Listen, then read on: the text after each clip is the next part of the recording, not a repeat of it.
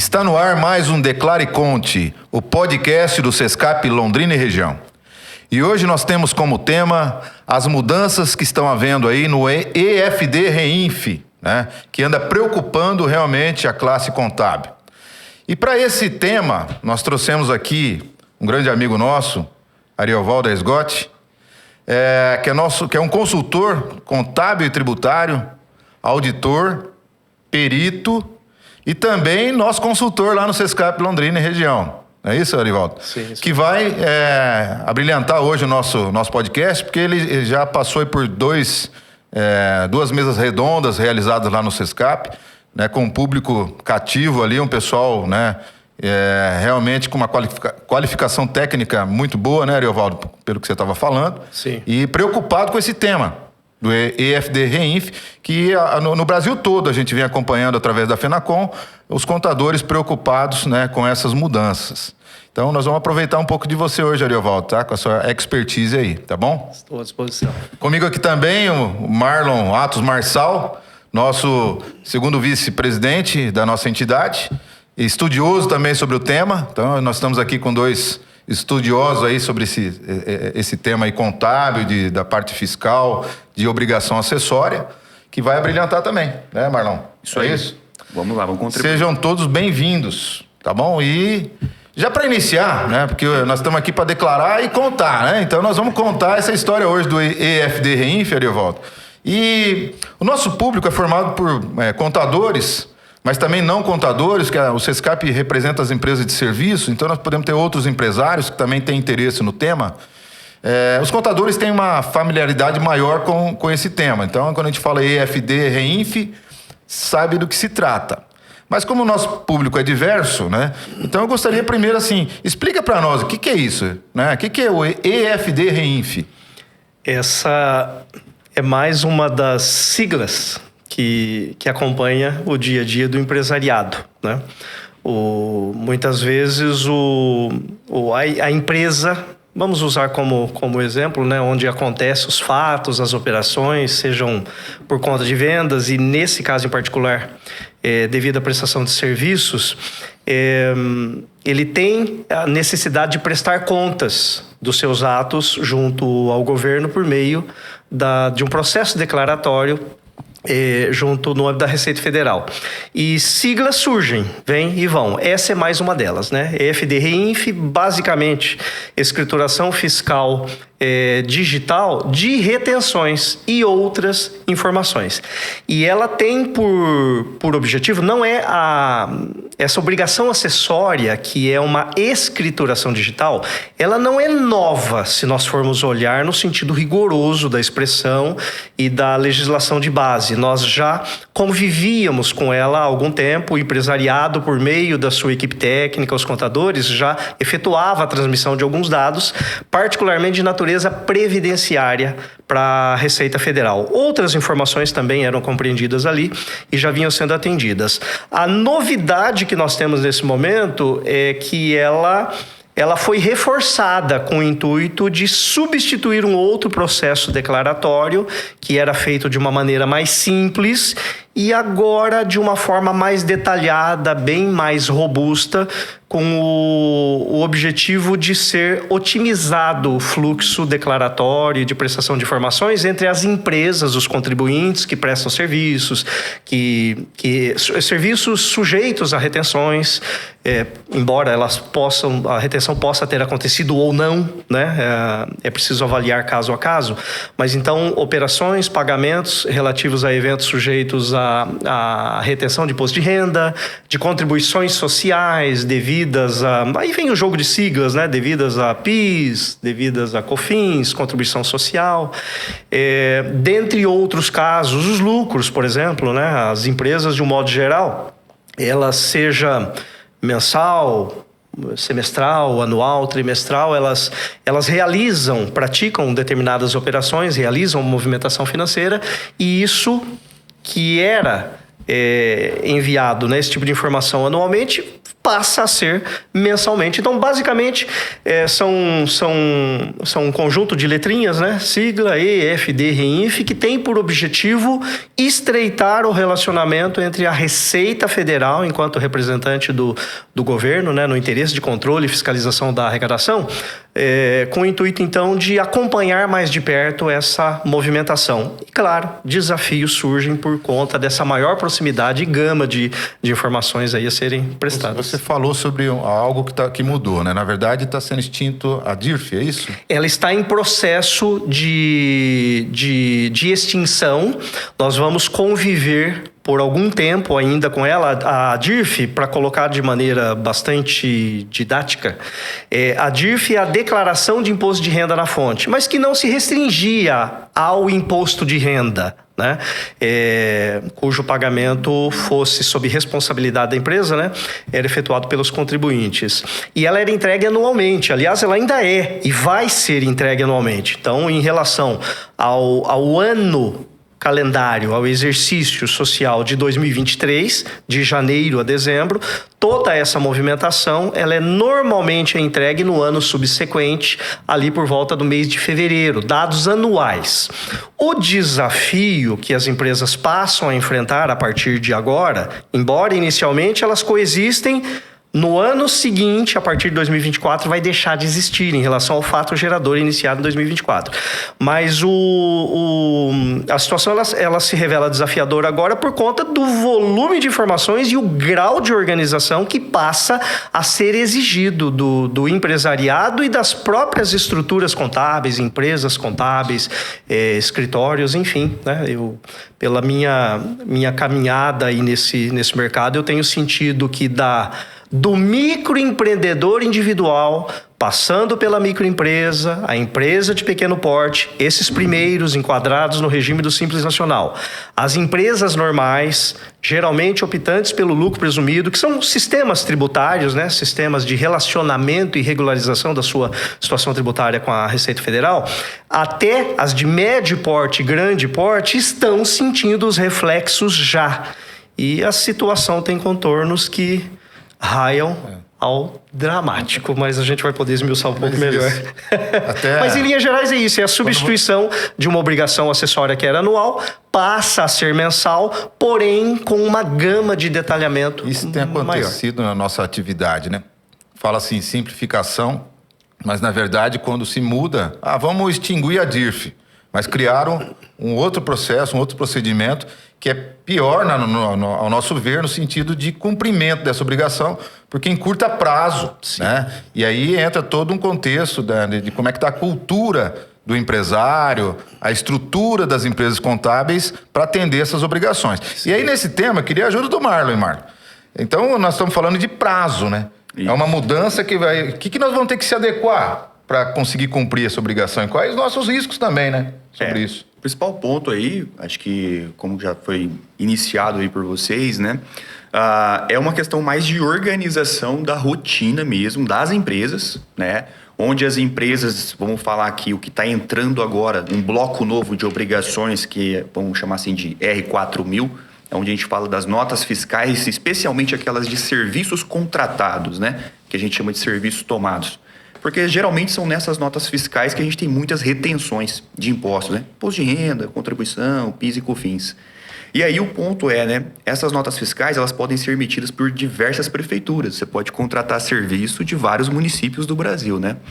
E muitas vezes a gente hoje não tem um canal centralizado onde a gente consegue consultar essas notas fiscais, como ocorre, né? Através da nota fiscal de compra de mercadorias, por exemplo. Então, a nota fiscal de compra de mercadorias, até a coleta de informações acaba sendo um pouco mais fácil, porque a empresa tem condições, por meio de um software ali, né, fazer um mapeamento dessas notas fiscais. Já a nota fiscal de serviço, a gente não tem essa característica. Alguns municípios a gente consegue, mas não são todos. E aí o contribuinte, né, o empresário, ele tem que estar atento. Por quê? Porque agora essa obrigação ela sai da obrigatoriedade anual, passa para a obrigatoriedade mensal. E se a gente, né, não cumprir ali o prazo, a gente vai estar sujeito à penalidade. Então, o desafio é a organização interna da empresa, né, do empresário, em estar realmente reunindo os documentos no tempo adequado para que possa ser enviado, né, no caso, para a empresa de contabilidade ou para o setor de contabilidade da empresa, para poder fazer o preenchimento da declaração, né, o lançamento dessa informação no prazo a contento. Porque senão a gente vai estar sujeito aí a, eventualmente, um atraso, eventualmente uma falta de informação, uma omissão. Omissão essa que muitas vezes nem foi por algo doloso, vamos chamar assim, né? Não foi algo intencional. Foi realmente uma falha ali no processo, muitas vezes, de coleta de informações, né? Então, como a gente tem um rol de informações que precisam ser informados nessa declaração muito amplo, a preocupação, especialmente nós como operadores dessas informações, né, entre empresa e fisco, vamos chamar assim, é realmente a gente ter acesso a essas informações no tempo, a contento, tendo em vista que uma informação saiu de uma periodicidade anual, agora mensal, né? Isso não sei se já vinha sendo estudado isso com o tempo, mas, como eu disse, é uma questão cultural até, né? Sim. Os clientes estão acostumados. A DIF já é uma declaração de muito tempo, tradicional, né? Tradicional. Sim. E essa mudança em si já realmente numa mudança de postura. Exato. Na gestão de todo esse processo que passa pelo empresário que não está formado para isso. Exato. Né? E o contador com a sua responsabilidade. Você acabou de falar em multas. E essas multas, normalmente, a gente sabe que recaem, na grande maioria, sobre os profissionais da área, que são responsáveis pela elaboração e entrega dessas declarações. Isso enseja em custo também, né, Marlon? Na verdade, e não é fácil, porque a concorrência, né, nessa área também é grande. Muitos profissionais acabam assumindo esse risco, né, tendo que melhorar suas equipes, aumentar suas equipes, e acaba nem falando disso, né, para o seu cliente. E acaba complicando todo esse cumprimento dessa obrigação. Você não vê isso também? Essa questão de repassar isso para o cliente também, esses custos totais aí? Com certeza. Eu acho que assim, é o momento, né, para aquele operador, vamos chamar assim, da contabilidade, que ainda está muitas vezes trazendo toda a obrigação para ele, para si só, ele tentar resolver todos os problemas, né? É a hora dele sentar com o cliente dele, né, com a empresa ali que ele assessora e falar, olha, nós temos aqui uma situação nova, então vamos partilhar, né, desse novo, não vou chamar de problema, né, mas desse novo desafio. E isso tem que ser compartilhado, porque a empresa tem que ter agora, mais do que nunca, né, a ciência de que a gente tem um prazo muito mais curto, e esse prazo mais curto vai demandar de uma atenção administrativa interna maior para que a gente tenha condições de atender, né, essa obrigação que o fisco coloca. E como toda obrigação do fisco, né, aí tem previsão de penalidade caso a gente não cumpra, né? Como você vê isso, Ariovaldo? Você que também é um militante da área, trabalha, dá muita consultoria, você conversa com muitos contadores. Você acha que isso vai ser fácil de se ajustar? Ou isso seria mais um problema na classe contábil, que vai ficar ali, os contadores fazem sem repassar esses custos, sem conversar com o cliente, né? Gerando um problema geral aí, inclusive com o risco das multas, como a gente falou. Né? Se não entregar, se fizer de forma errônea, isso pode gerar multa assim mesmo, né?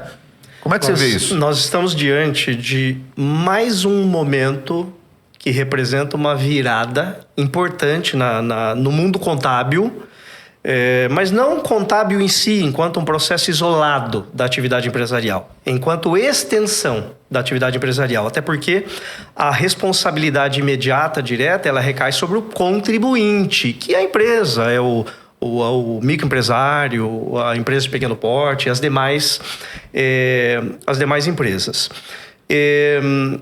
Nós já vivemos em algumas situações no passado, eu inclusive cheguei a mencionar isso no evento que tivemos hoje pela manhã ali no nosso sindicato. Advento da informatização, algum tempo depois, a entrada da nota fiscal eletrônica, projeto SPED com a sua riqueza de detalhes, falávamos há pouco do e-social. Nós tivemos vários movimentos ao longo do tempo em que nem sempre houve uma mudança radical da legislação. Em vários momentos, o que havia era uma mudança no processo declaratório informacional de comunicação entre o contribuinte, o empresariado, e o fisco. Esse é mais um. Só que pela riqueza de detalhes, eu preciso ser franco em reconhecer que essa transição ela promete ser extremamente desafiadora. Eu até vou aproveitar aqui o gancho da fala anterior do Marlon e destacar em complemento o seguinte: se fossem as informações, se elas se restringissem às notas fiscais, considerando que o volume de notas eletrônicas é expressivo e você tem a possibilidade de aproveitamento com eliminação de retrabalho de dados que são gerados pelos próprios municípios, os contribuintes, né, devidamente organizados, né, Marlon? Que tenha os documentos fiscais, né, sob a sua guarda, eu diria que seria de muito mais fácil gestão esse processo de transição. O desafio, que são vários, aliás, são vários desafios, né? Mas ele passa por questões como, além dos serviços, o indivíduo pode, nem todo mundo se utiliza, por exemplo, de sede própria. Ele loca o espaço em que ele desenvolve a sua atividade empresarial. Nem sempre o locador é pessoa jurídica. Ou quando muito você tem uma pessoa jurídica fazendo aquela mediação, gerindo o contrato.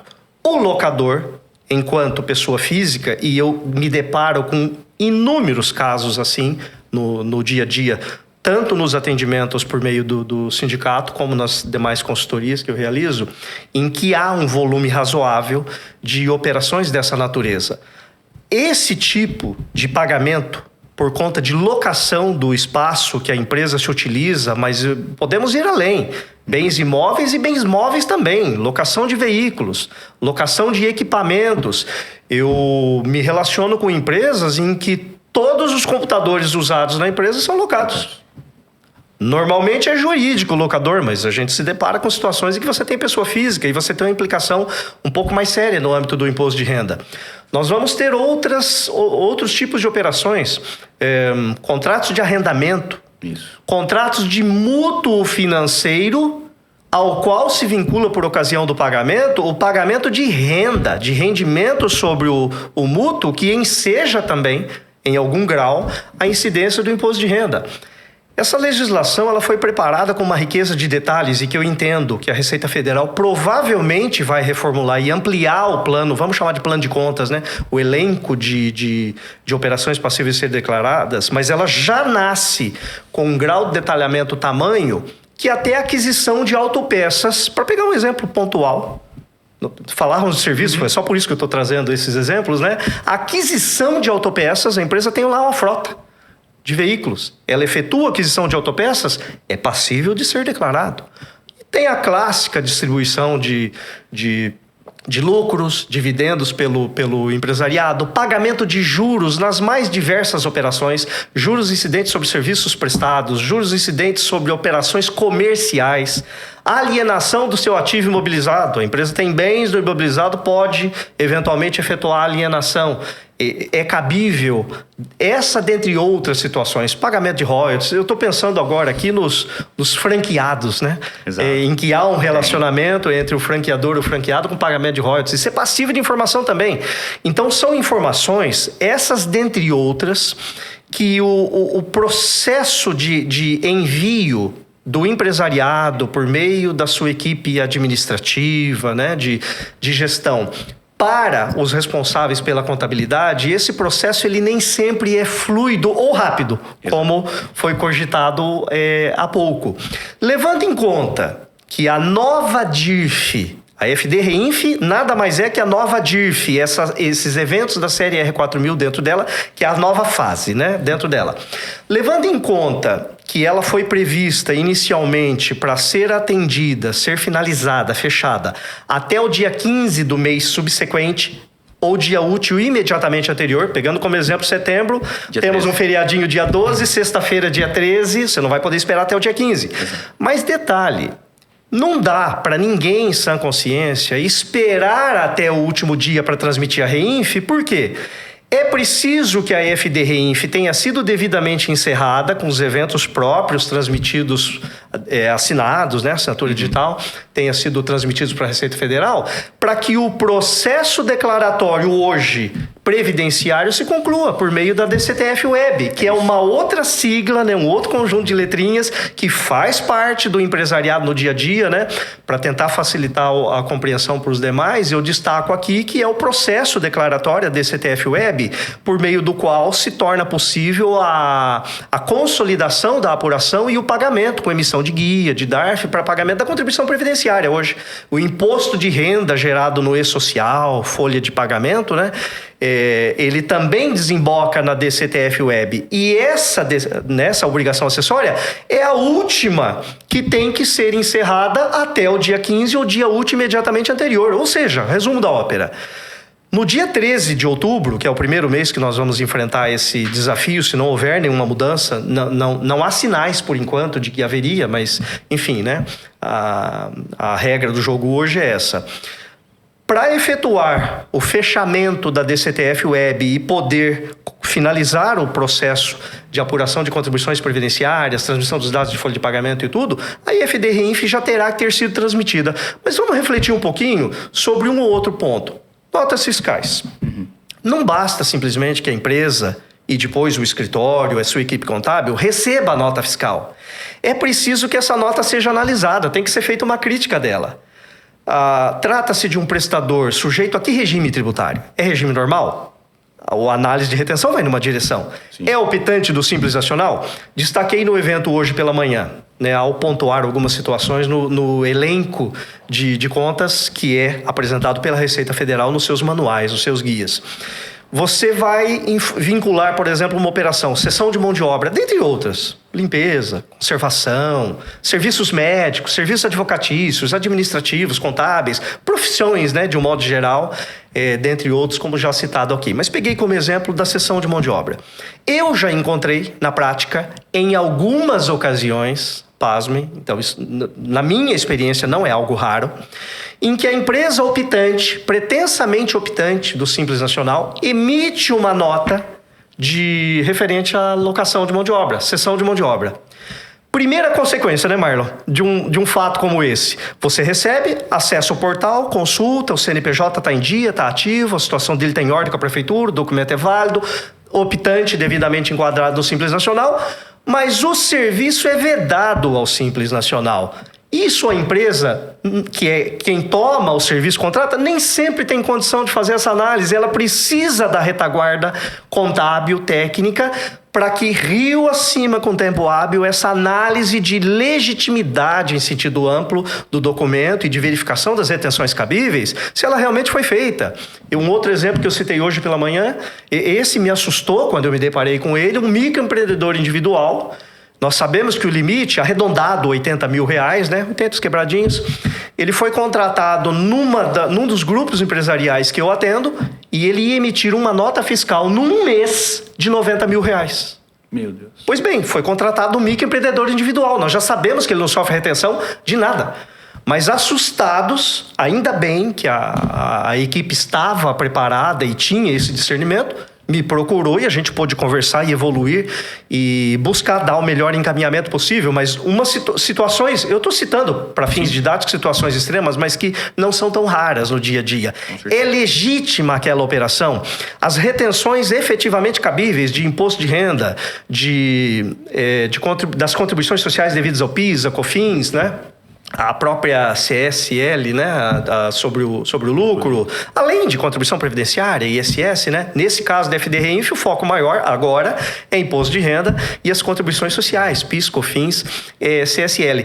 Então, ela demanda de um conhecimento da legislação e de capacidade, de condição de enquadramento das operações, serviços, dentre outras, eu já citei aqui, contrato de mútuo, rendimento, lucros distribuídos, pagamento de locação, de arrendamento, aquisição de autopeças, venda de imobilizado, juros, de um modo geral, dentre outras, né? Então, isso precisa ser analisado previamente ao fechamento do movimento, que é mensal, na sua formatação. Então, a base de dados ela é mensal para ser enviada para a Receita Federal. Só que, muito antes do momento de entrega, a análise da própria qualidade dos documentos e das retenções que são de responsabilidade do tomador do serviço, porque há algumas premissas, alguns princípios aqui no Brasil. Um deles é: ninguém se exime de cumprir a lei alegando o seu desconhecimento. Contratei um serviço, não sabia que tinha retenção. Isso não me desobriga. E no momento de declarar, isso vai aparecer. Então eu cito isso apenas para ilustrar a gama de fatos que tornam a obrigação potencialmente complexa, porque está implícito que mesmo as pequenas empresas teriam um grau de organização contábil semelhante ao de grandes. Isso. Mas pasmem, mesmo as grandes estão com dificuldade. Você entra num tema importantíssimo aí. A Receita Federal, normalmente, ela trata como se cada empresa tivesse uma assessoria plena lá, 100%, full time à disposição. Ela, de certa forma, acaba querendo ignorar que existe no Brasil, né, toda essa estrutura que foi montada pelas empresas de serviços contábeis, né, inclusive para diminuir custo para o próprio empreendedor, porque para ele manter um profissional dentro da empresa dele para cumprir todas essas regras, imagine um salário de um bom contador, né, com seus encargos, e uma pequena empresa ter que bancar esse custo lá. Essa seria a forma. Alguém totalmente preparado tecnicamente, à disposição, para cumprir uma exigência tributária fiscal imposta pelo nosso governo. Isso se desconhece. E nós, líderes da classe contábil, não nos furtamos de estar colocando isso na mesa, viu? Então, isso quando você falou dos prazos, a gente vem, através da FENACON, do CFC, do IBRACON, já protocolamos lá, estamos aguardando. Me parece, inclusive, o nosso presidente Daniel Coelho, hoje passou uma mensagem para a gente dizendo que teve reunião essa semana, não foi nada decidido e rolado para a semana que vem. Ou seja, no final, né, no apagar das luzes, é capaz de... vai acontecer como imposto de renda, né? Ficou para a última semana para fazer uma prorrogação. Enquanto isso, está todo mundo apavorado, né? Mas o que a gente quer dizer é o seguinte, que para cumprir essa exigência, tem que ter profissional capacitado. Você falou da complexidade que envolve tudo isso, né, Marlon?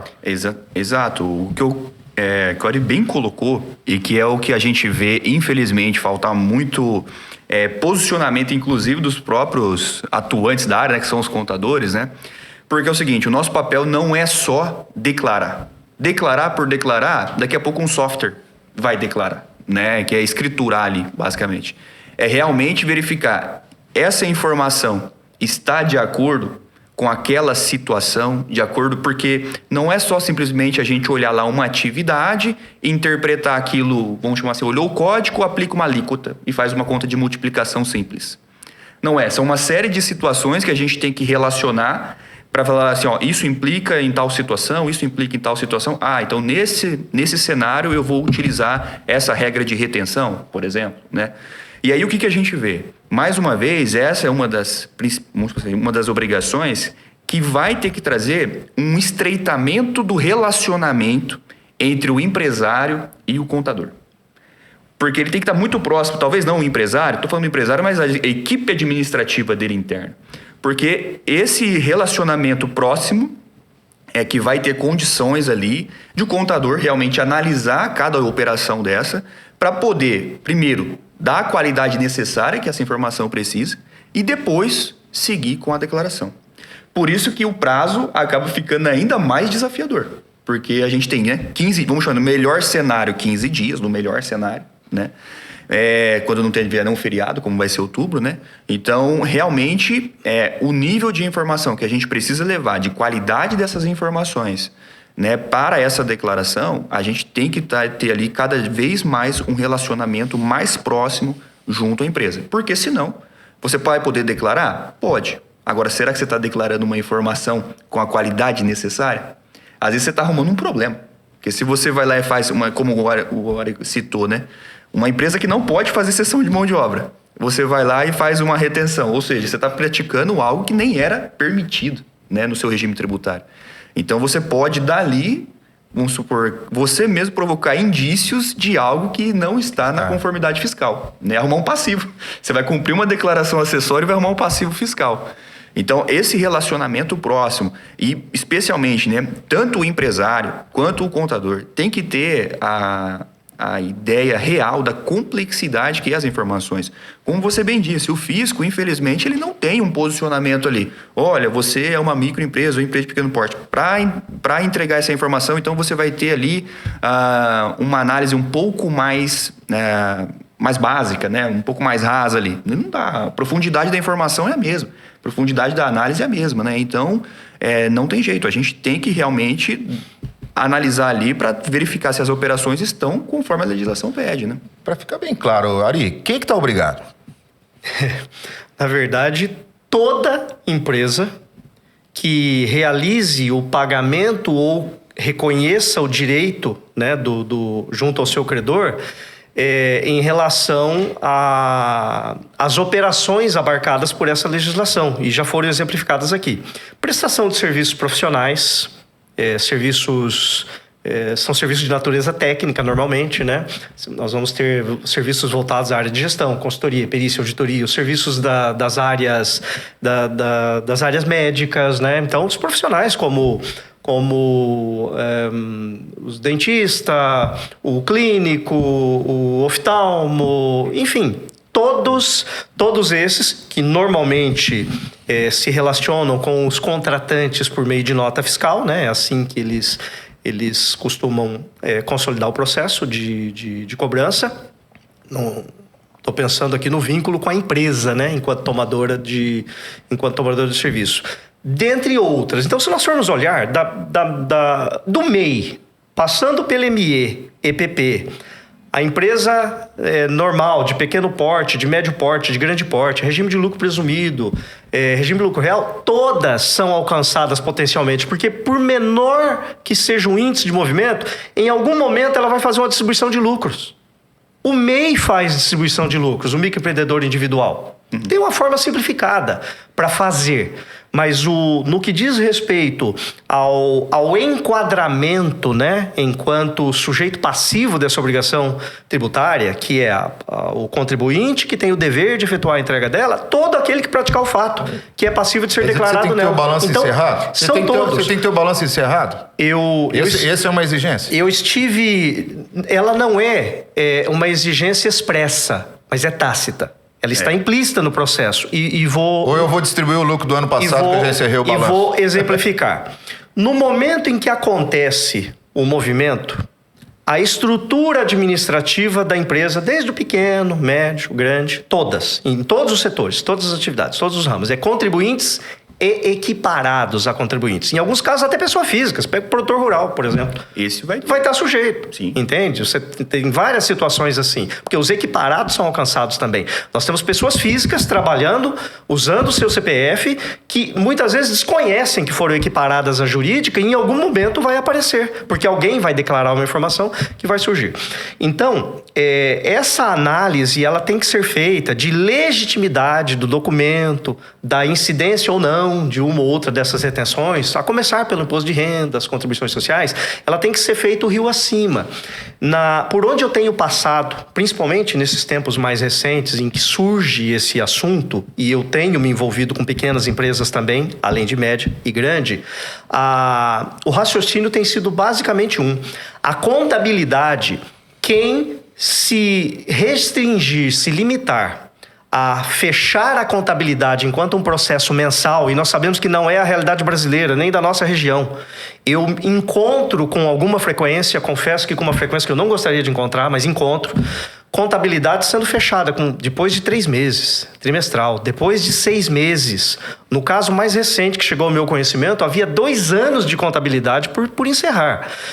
Essa legislação, ela pressupõe que a cada dia ocorre o fato, no curso da semana, ele receba essa análise, esse tratamento de informação e já seja alvo de registro de escrituração interna. Então, Euclides, Marlo e os demais que nos acompanham, eu preciso reconhecer que essa legislação tem implícita a realização de uma contabilidade diária, independentemente de porte e perfil empresarial.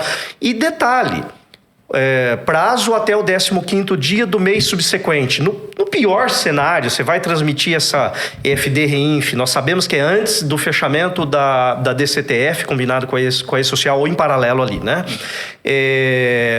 Essa contabilidade ela teria que estar encerrada já, com todo o processo de verificação e revisão, porque nem todas as informações se limitam ao controle tradicional que nós conhecemos dos setores fiscais, do empresariado ou mesmo nos escritórios de contabilidade.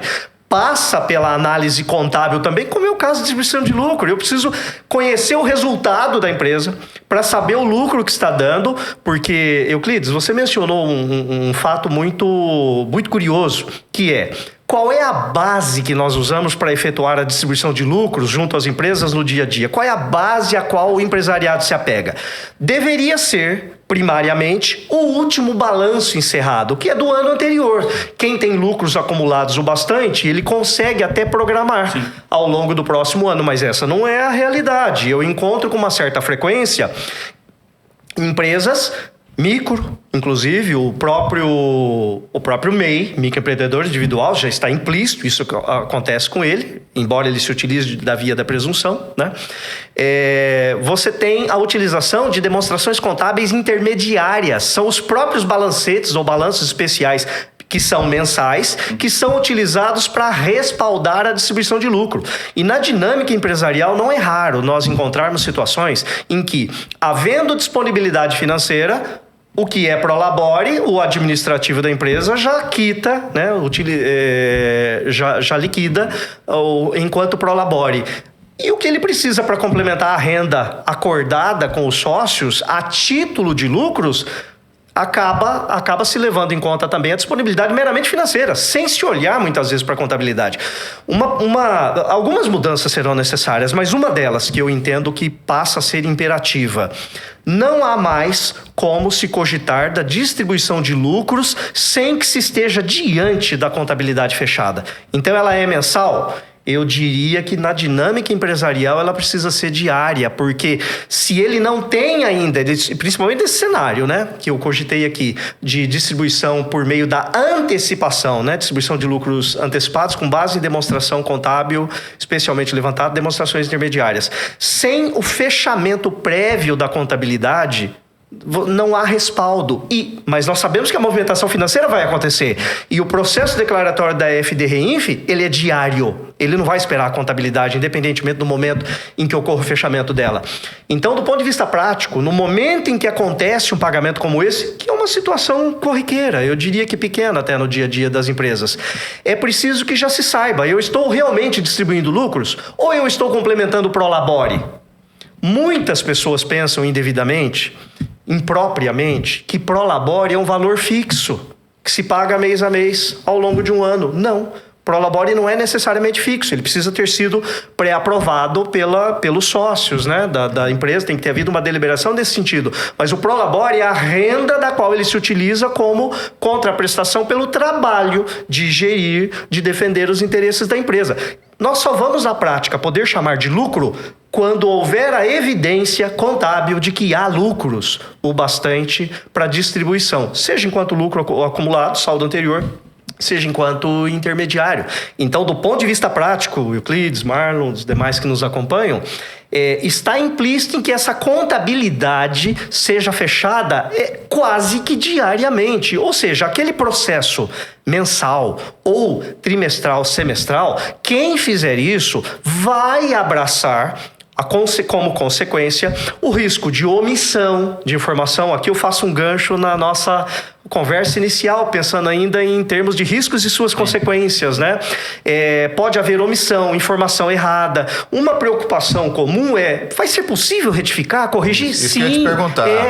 Essa é uma boa notícia. E nesse final de ano, nós vamos ter uma tranquilidade maior, porque como nós estamos vivenciando transição, as informações da FD Reinf, elas não terão caráter declaratório, não vão caracterizar confissão de dívida nem nada, mas é apenas para calibragem, né? Para ser calibrado o sistema da Receita e provavelmente para que seja promovido algum ajuste na legislação.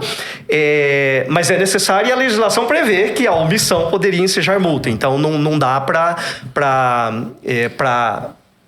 se apoiar um processo inadequado declaratório mesmo agora, por conta do risco que existe de multa. Então, uma questão é essa. Multas que, aproveitando até aqui, para a gente deixar isso mais bem pontuado, elas passam por critério como 2% do valor do tributo não declarado, limitado a 20% das operações do mês. É um valor digno de nota, se a gente for pensar na consequência pecuniária, mas nós temos que ter em mente que a Receita Federal, ela se apoia em alguns elementos para gestão e controle e desenvolvimento do seu trabalho fiscalizador e até mesmo de seleção de empresas que vão ser alvo de verificação.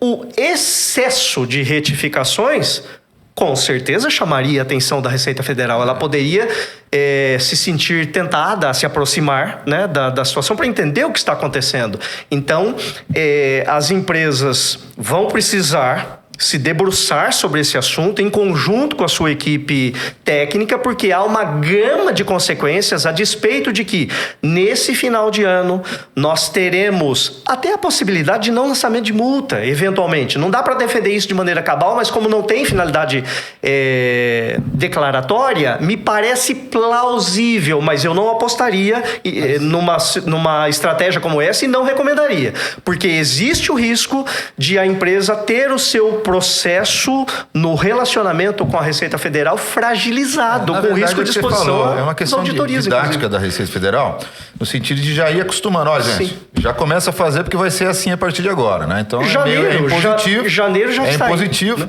Né? Só que assim, o brasileiro e o contador brasileiro também tem essa mania de pode retificar, então vai entregar sem, como você falou, errado, sem a informação, para depois retificar. Isso gera custos adicionais para o escritório. Você entrega primeiro, depois retifica e está trabalhando. O nosso custo é hora. Eu vou ter que ficar revisando o que eu fiz lá atrás, eu estou aumentando o custo. Só que isso nos leva a pensar o seguinte, como a gente já disse, né, hoje aqui, a questão cultural, né, Marlon? Cultural, o costume, o empresário, a forma do relacionamento das empresas contábeis, e hoje se dizendo tudo que é tudo simples, né? Tudo aperta um botão, uma contabilidade digital resolve o problema, contabilidade digital resolve o problema do pequenininho. Mas pega um cliente maior, já começa a complicar a contabilidade digital. Não é assim tão simples, né? Essas empresas maiores aí que pegam milhares de clientes para resolver, né? Vai ter uma situação, como nós dissemos aqui já, a questão técnica, um profissional olhando, e o profissional custa dinheiro para as empresas contábeis, né? E isso deveria ser repassado para o cliente final, né, Marlon? E é isso que eu queria uma palavra tua. Como é que nós vamos nos adequar com uma situação dessa, como o próprio Ariovaldo falou, de uma contabilidade diária? E aí a gente tem um detalhe ainda. Além dessa contabilidade estar extremamente em dia, dependendo não olhei especificamente da FD-INF, né? Mas nós temos alguns casos do E-Social, quando você tem a retificação, há multas na retificação. Sim. Tá? Há multas na retificação. Ele tem também. Ele também, né? Sim. Então, assim, além de você retifica. Ou seja, então aquela retificação que sem multa não é bem assim. Não. Desde o processo, quando entrou o E-Social DCTF Web, mudaram aí um pouco a dinâmica dessas obrigações. Dependendo do tipo de omissão ou de erro, existe a por volume de dados, analisa se houve apenas a incorreção ou omissão. Omissão é um tipo de multa, a correção de dados é outra, mas está previsto. Então, tem mais essa ainda. Bom, mas vamos lá, com relação à questão da contabilidade, né? Isso, a gente tem, além de a gente ter em dia, e por que se a gente não tomar cuidado e muitas vezes a gente deixar um software operar, nós podemos ter um grande problema. O lucro, né? Bom, a distribuição de lucros, quando eu posso distribuir? Lógico, né? A gente tem que, parte da prerrogativa que existe o lucro, né? Mas imagina só que de repente já está havendo a distribuição porque tem fluxo de caixa. Não tem lucro, mas tem fluxo de caixa. E ali na dinâmica veio sendo distribuído isso. Foi contabilizado lá com uma forma no ativo e tal, como a gente já sabe. Só que aí, no ano seguinte, você entrega uma informação que é a escrituração contábil digital, o balanço. E lá nós vamos ter ali o livro diário, né? Nós vamos ter todas as informações ali. E aí, olha só, lá no FD-INF eu tenho uma obrigação mensal. E aí eu informei que lá foi distribuído eventualmente um lucro na competência, por exemplo, né? Setembro, né? De X. Só que aí quando eu fecho lá, eu entrego o meu balanço, eu não tenho lucro naquele mês.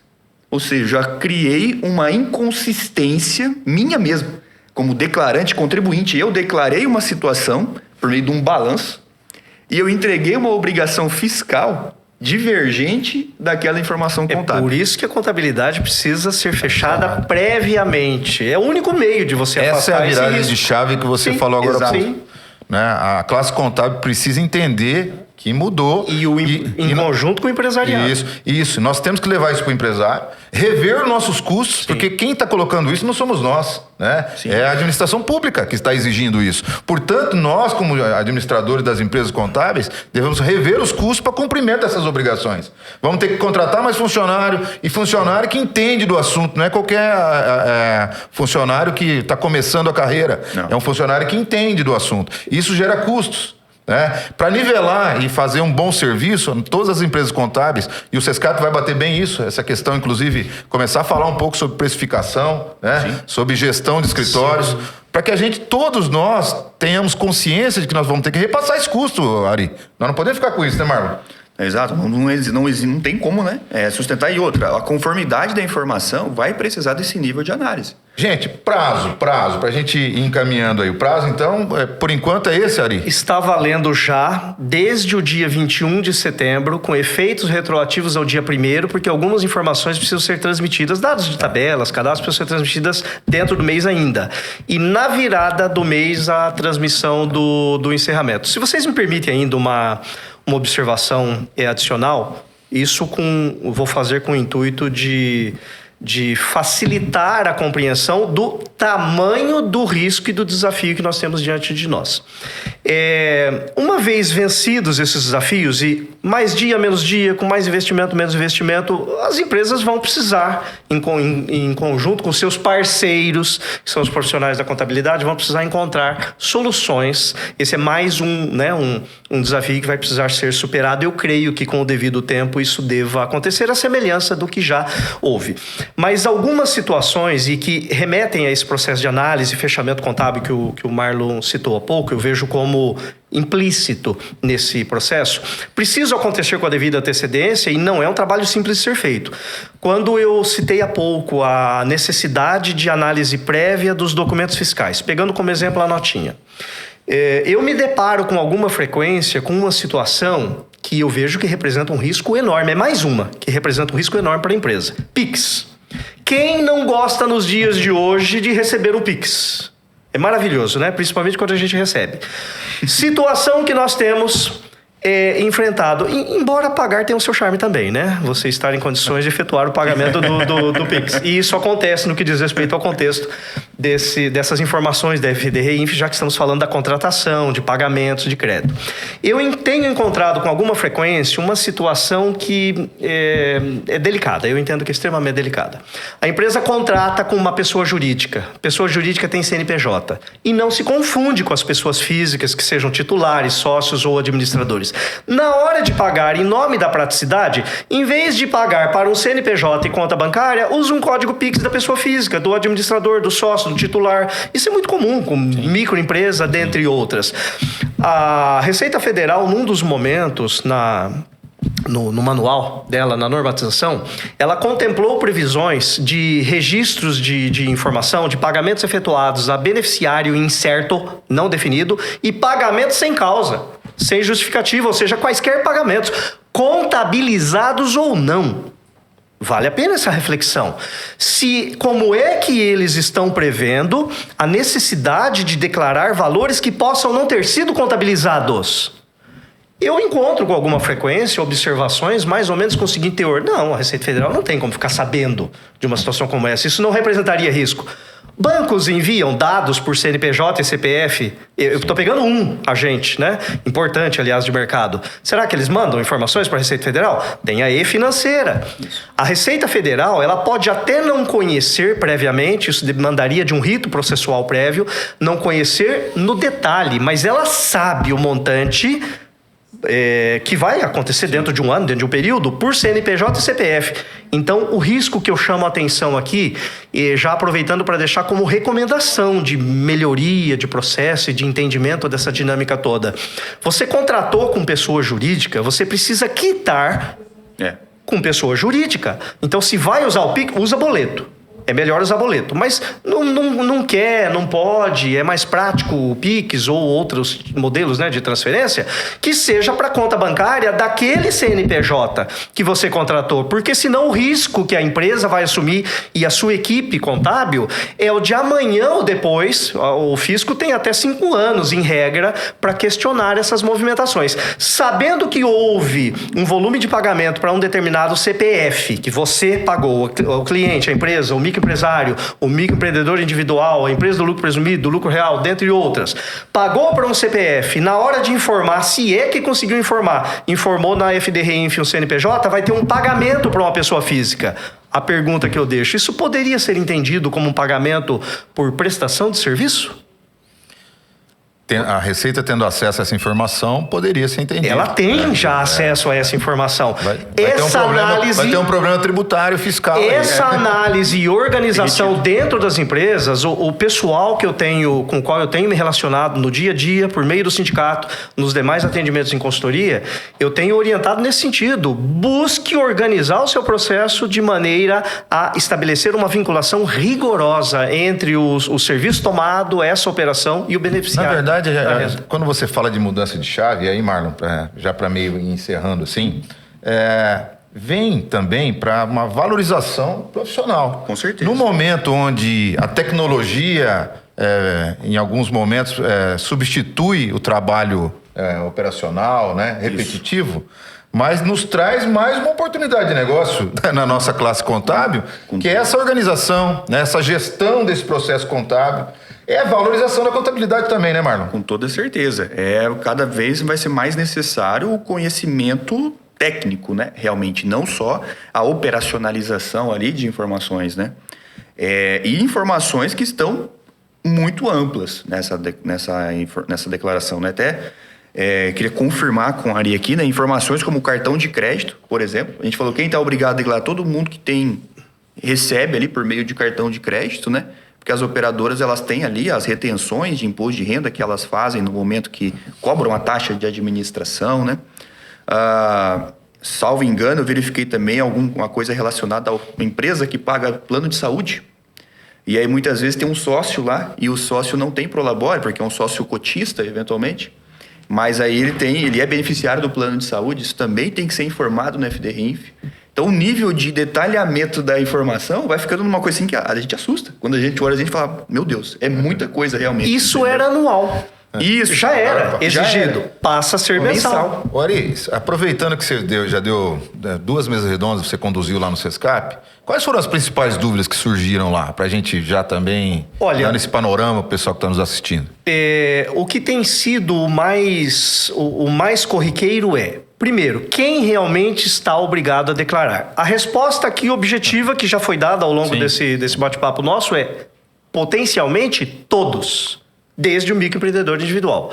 Eu tenho algumas divergências oriundas da minha interpretação direta, né, pessoal desse caso, no que diz respeito ao MEI, microempreendedor individual, a própria MEI e EPP. Porque eu vislumbro, da maneira como essa legislação nasceu, eu vislumbro um potencial desrespeito a uma premissa que está na própria lei complementar. A obrigação acessória nova, e nós estamos diante de um novo capítulo da FDRINF, ela deveria contemplar uma previsão de tratamento diferenciado para os optantes, os beneficiários do Simples Nacional. Isso não foi feito.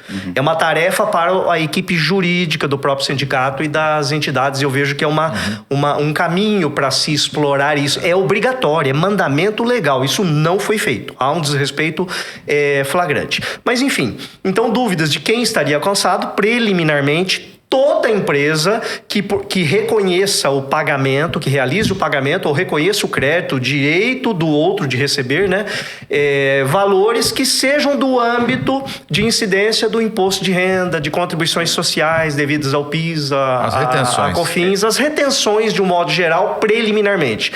Agora, essa legislação, ela nasce com um requinte, um grau de detalhamento que enseja preocupação, porque nós temos ali a abertura, já que não é preciso que tenha havido a retenção, propriamente dito, basta que seja compreendido no âmbito do fato gerador daquela obrigação tributária.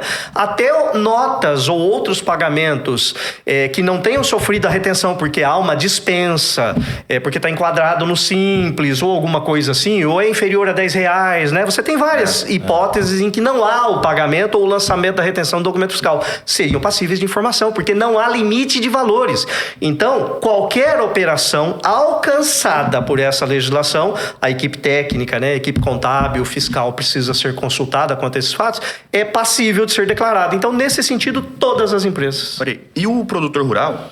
Quando o produtor rural, ele, né, eventualmente, ele tem situações que ele vende ali a sua produção e a informação também, né, que eventualmente era anual, passa a ser, então, mensal também. O produtor rural, ele tem as suas particularidades, né? A operação comercial, ela já é abarcada pelo processo que nós temos hoje. Você tem as informações do produtor transitando via e-social, periodicamente, e você tem as do adquirente, agroindústria, dentre outros, o adquirente da produção rural, transitando via FDRINF. São outros eventos, né? No caso da FDRINF, série R2000, que já vinha sendo atendido pelo empresariado, pelos produtores via e-social. Isso não houve mudança. Não há uma nova prestação de informações na FDRINF por conta da atividade rural, mesmo de outra. Nós poderíamos, para fins didáticos, normalmente pensar, a situação é mais desafiadora, mas normalmente um bom critério para raciocínio é nos inspirarmos na DIRF. Exato. Qual a gama de informação que estava compreendida na DIRF anual? Mas temos que nos certificar de que conhecemos realmente a DIRF. Porque eu encontro com alguma frequência, dentre os nossos associados, inclusive, dúvidas, dificuldades nessa área. Dificuldade de enquadramento. Eu tenho a informação, tenho o fato, está ali, tenho ciência dele, mas desconheço que devesse fazer parte da DIRF. Então, tendo previamente compreendido bem o que era a DIRF, a Declaração de Imposto de Renda na Fonte Anual, esse critério pode ser usado como uma estratégia, um fio condutor para a FDRINF, que é mensal. A primeira maior mudança seria essa. Inclusive, a Receita tem usado as instruções justamente da DIRF para sustentar o FDRINF. Marlon, aproveitando que você já está colocando aí, né, fazendo uma consideração, suas considerações finais aí, né? Já estamos aí quase uma hora conversando. E esse tema vai longe, né? Estamos aqui muito tempo. Verdade. Mas o que você tem a dizer aí, como suas considerações finais aí? Minhas considerações é mais do que nunca, nós da contabilidade, né, e quem estiver nos assistindo, tem que estreitar o relacionamento com a empresa, com o seu cliente. Tem que ter a ideia ali que vai ter que participar de forma mais ativa, talvez não vou falar na gestão de tomada de decisão, né, mas nessas análises dos documentos, porque são informações que a gente tem que prestar agora, né, com prazo muito mais curto, e o nível de detalhamento ele é realmente muito amplo, né? Então é estreitar o relacionamento entre o profissional da contabilidade e o seu cliente ali. Ari, suas considerações finais acerca desse tema. Eu coloco basicamente 2 pontos. Me dirigindo ao empresariado. Empresários, microempresários e demais representantes, né, interessados nas empresas. Vejam nos seus profissionais contábeis parceiros estratégicos do negócio. Se os contadores já eram relevantes até então, muito mais a partir desse cenário. E, caros colegas profissionais da contabilidade, essa profissão é uma profissão que oferece um potencial de crescimento fantástico. Esteja você organizado por meio de pessoa jurídica, valentes de uma equipe, ou seja você um profissional integrante de uma estrutura. Esse momento que nós vivemos é um divisor de águas para a empresa, enquanto contribuinte, e para o empresariado contábil e profissionais da contabilidade. Quem pagar o preço de investir em si, investir em tecnologia, aperfeiçoamento de processos e sobreviver a essa transição. E a boa notícia, me valendo de dados da história recente, não muito distante da própria contabilidade, é que é possível sobreviver a essa transição. Nós vamos ter acesso a um mercado que é um mercado que oferece um potencial de desenvolvimento e de crescimento muito satisfatório, eu não tenho dúvidas disso, para empresários e também para os profissionais. Muito bem. Nós estamos organizados através de uma entidade que é o SESCAP, né? Está vinculado à FENACOM, e o que eu tenho a dizer, nossa entidade, né, não se furta também de defender e de melhorar o ambiente. E esse ambiente está pegando fogo, está fervendo, né? E ferve lá em Brasília hoje, está fervendo lá, a FENACOM fez o pedido para a Receita Federal. Obviamente que a gente trabalha em 2 linhas. A primeira é tentar apagar um pouco esse incêndio, que é pedindo mais prazo. Então, a gente está falando que não foi prorrogado o prazo, mas a gente está pedindo pelo menos mais 2 meses, né? Seria no 15º dia útil do 2º mês subsequente. É esse que foi o pedido, né? Mas ainda não tivemos resposta, né? Já disse isso aqui, né? Então, mas eu quero deixar bem claro que a gente já tem que se preparar. Porque uma hora ou outra isso vai acabar acontecendo. E isso vai valorizar a nossa profissão, né? O cliente tem que entender que as coisas têm que andar de outra forma. Nós temos que mudar, né, também esse relacionamento com o cliente, como o Marlon bem falou. Então, mas para deixar claro que nós, como entidade empresarial, né, que cuida dos interesses da classe, estamos sim trabalhando junto à Receita Federal para que esse cenário mude.